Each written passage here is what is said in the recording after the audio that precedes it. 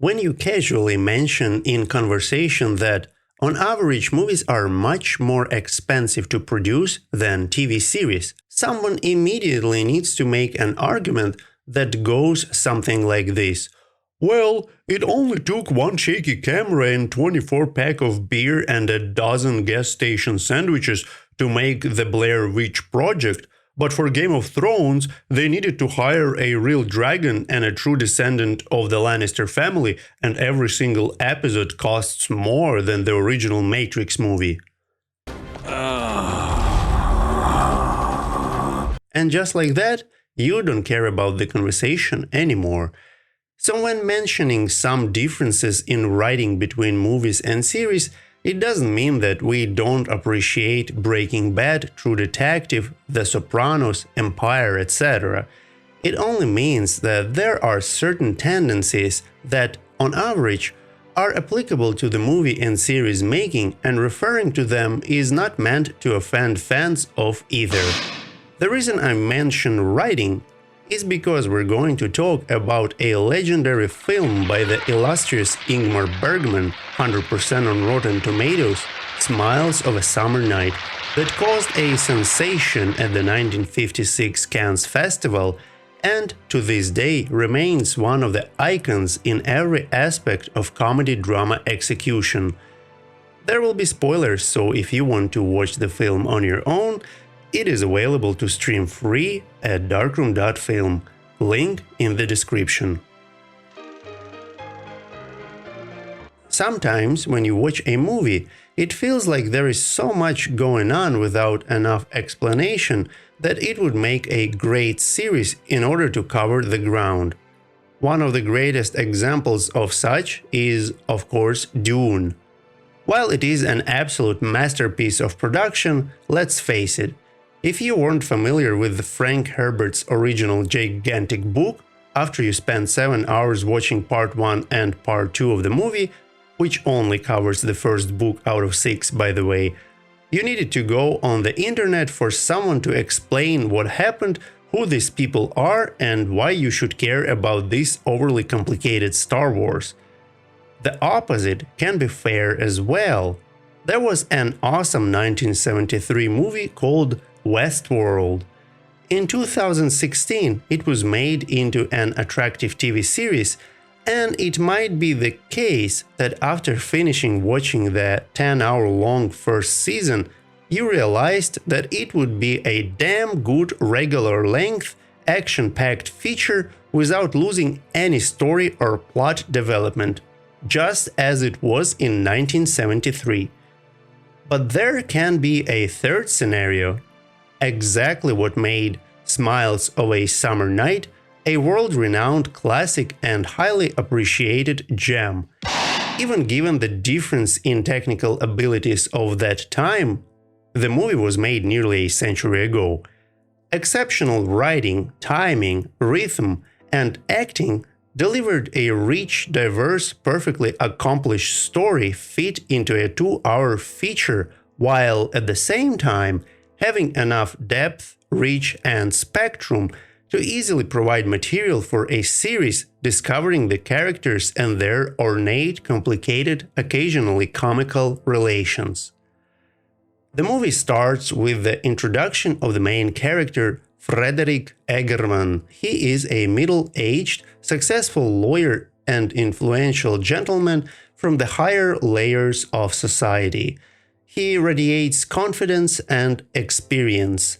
2 years ago, he got married to a young, beautiful, sweet girl, Anne. Now she is 19 but still a virgin because Eggerman wants to give her time and feels that the girl is scared of him, even though she acts nice. From here, things start to get more complicated. It absolutely doesn't help their relations that in his sleep, Frederick keeps repeating a random woman's name that Anne knows nothing about, but is too shy to raise the concern. That, as you have correctly guessed, doesn't help the cause. In addition, his son Henrik, who is in his early 20s and studying to become a minister, lives in the same house. Even though Henrik's romantic focus seemed to be directed towards Egerman's lusty housemaid, Petra, it is clear from the first sight that his father's young wife receives her share of attention. Frederick is quite aware of it, but doesn't consider it a threat. The lawyer receives an invitation to the theater where a famous actress, Desiree Armfeld, performs.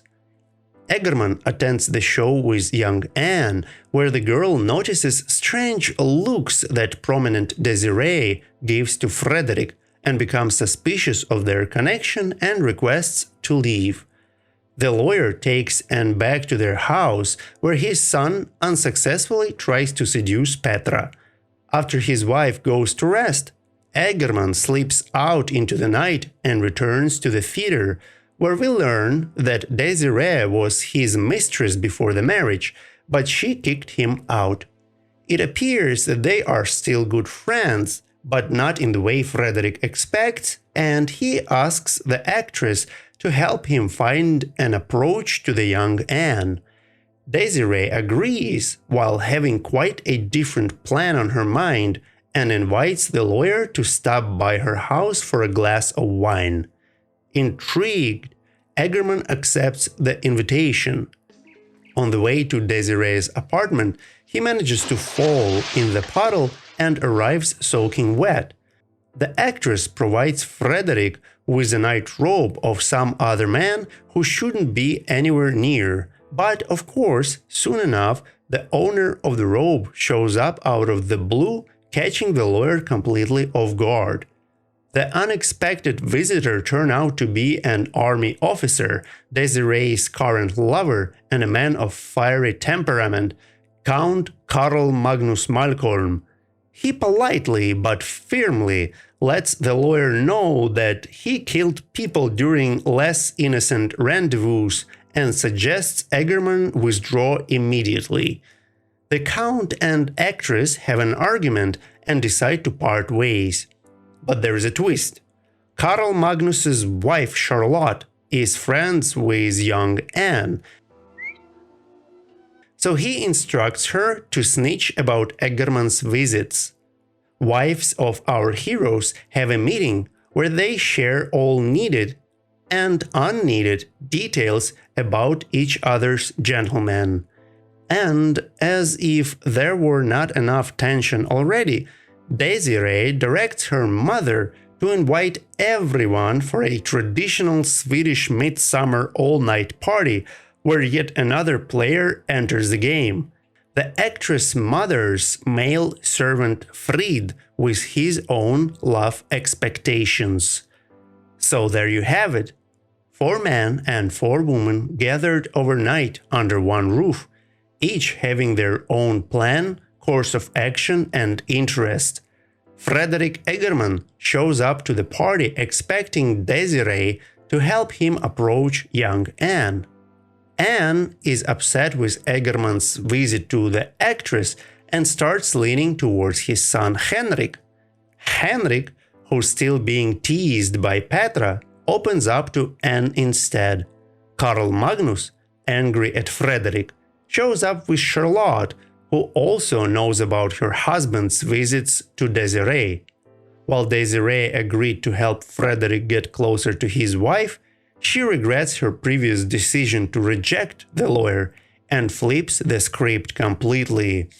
Charlotte, being jealous of Karl Magnus towards the actress, aims to stand her ground because she loves the Count, but being set up by Desiree, she gets caught by her stern husband in a taken out of context moment alone with the lawyer. Karl Magnus forces Frederick into a game of Russian roulette with a twist. Petra starts receiving all the attention from Frid while still toying with Hendrik, and in between, she catches a moment with Anne, who is torn between father and son. Drama, intrigue, romance, and passion unfold in one house where some meet their happiness and some end up disappointed. And when we talk about exceptional writing and timing in the context of the movie production, In slightly under 2 hours of screen time, Ingmar Bergman manages to provide you with enough background of every character that you understand all the intricacies and motivation in such a complicated, confusing story, no matter how hard it is to draw the line between the black and white. If you want to find out what happened in this avalanche of events and emotions, Smiles of Summer Night is available to watch free at darkroom.film. Good luck, have fun, and see you later.